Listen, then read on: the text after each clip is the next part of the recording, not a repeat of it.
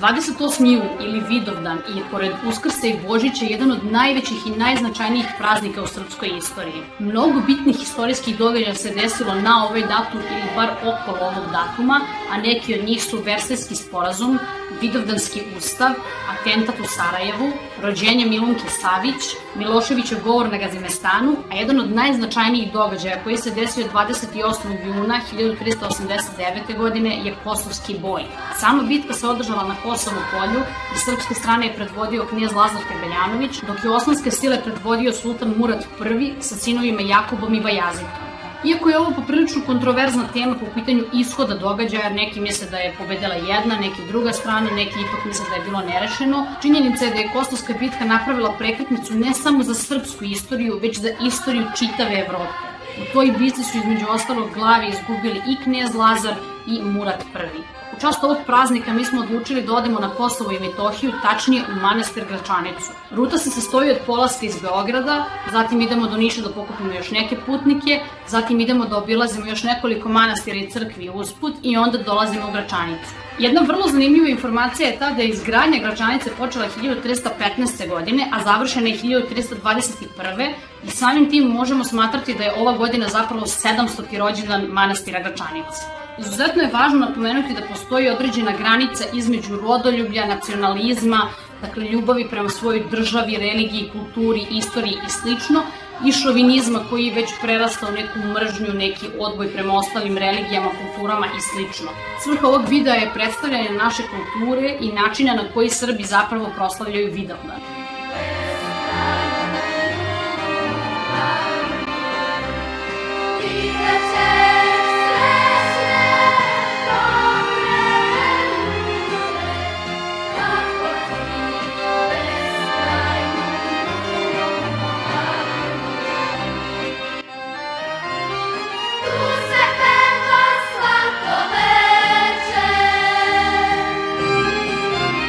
Kao reka vino teče.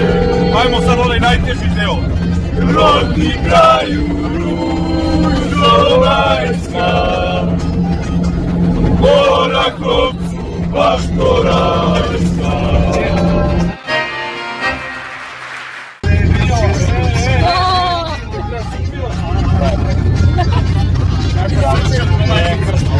Ajde, ajde.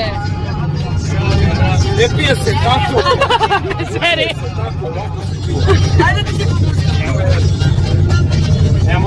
Ajde, ajde, šta se ustra, ajde.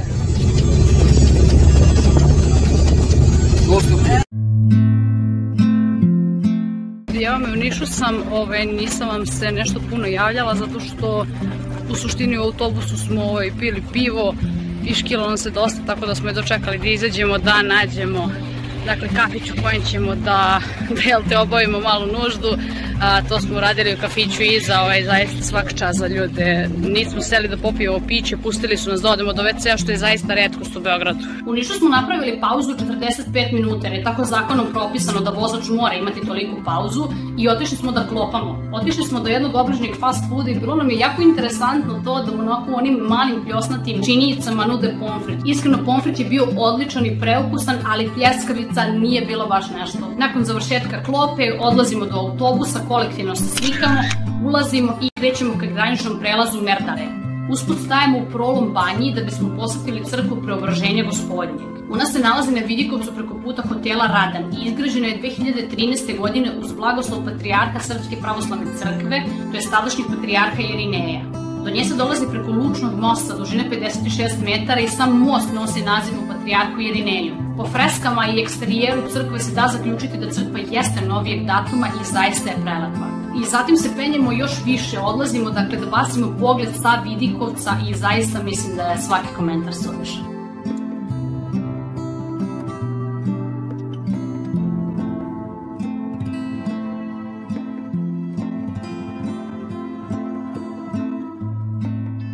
Zatim sedamo u autobus i krećemo ka graničnom prelazu.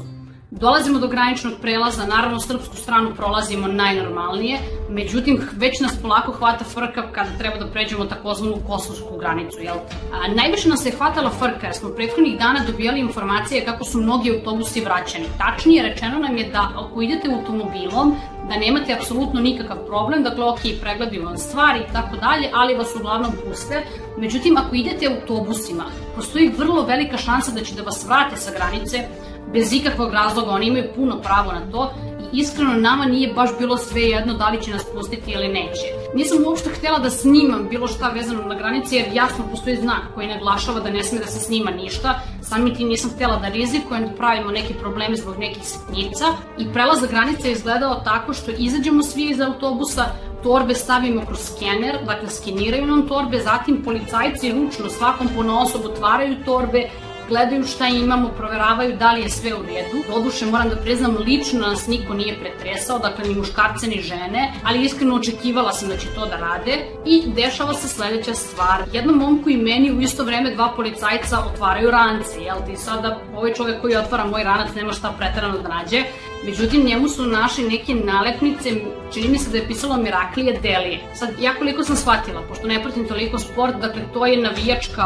nalepnica za Crvenu zvezdu. Naravno, carinik ga je pitao šta ti je ovo, jer imao ceo štos nalepnica. Pitao ga je šta znači Miraklije, gde je on njemu onako kroz neki blag smešak objasnio kako je to sinonim za Nišlije, dakle, isto kao što recimo Novosađani ili generalno Vojvođani sebe zovu Lolama, tako Nišlije sebe zovu Miraklijama, jel te? Ja sam iskreno očekivala da će on njemu da uzme te nalepnice, ali on je njemu vratio te nalepnice, pustio ga je, mi smo ušli u autobus i to je bilo to. Jedna jako bitna stvar je da ukoliko vam nađu bilo kako nacionalističko obeležje, dakle da li je to zastava Srbije, majica sa zastavom Srbije ili ne daj Bože ako je nešto ponižavajuće za bilo koju drugu religiju, naciju, kulturu i slično, dakle oni to vama uzimaju i samim tim možete da imate problem na granici. Jedna stvar koju iskreno želim da napomenem je ta da su albanski carinici bili jako fini i pristojni, dakle zadržavali su nas.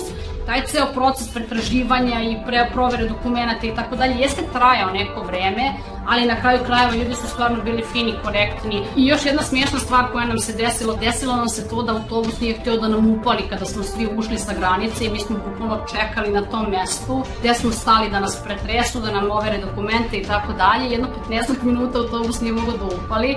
Dakle, ništa, ljudi su stali sa strane, smeškali se, smijali smo se i mi prosto. Eto, mislim, na kraju krajeva je dobro što se i tu desilo to, nego da se desi negde na sred autoputa i tako dalje. Na kraju se ispostavilo da nije bilo ništa specijalno. Ne razumem se ni u auta, ni u autobuse, tako da ne mogu vam reći šta je konkretno bilo. Opa! Dobre! Sad nema kašenja! Zatim kada nam je autobus konačno proradio, nastavili smo do Prištine, tačnije do Gračanice, smestili smo se, ostavili smo stvari i jedna zanimljiva stvar koju sam primetila na Kosovu koja mi je bila vrlo iznenađujuća je ta da struja jako često nestaje. Prva situacija sa strujom se desila da je drugarica upalila peglu za kosu, zatim celom spratu je nestala struja i momak iz hotela je došao i rekao nam je, kaže, molim te nemoj koristiti tu utičnicu, ona ima neki problem.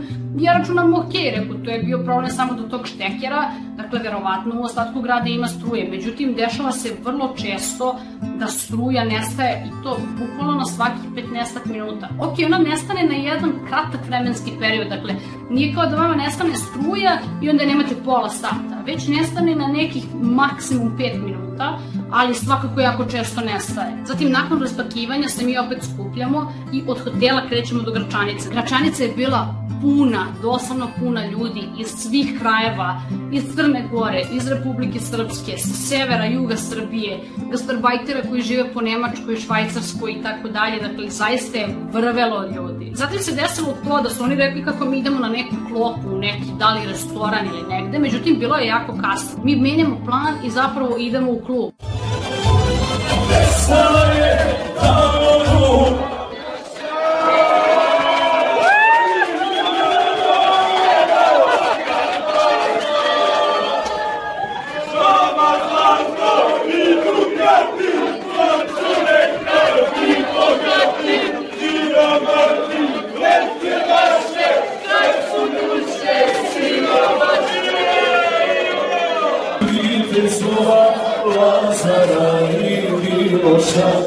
Zemljo slani, krive slova, Lazarani. Ajmo še jednom.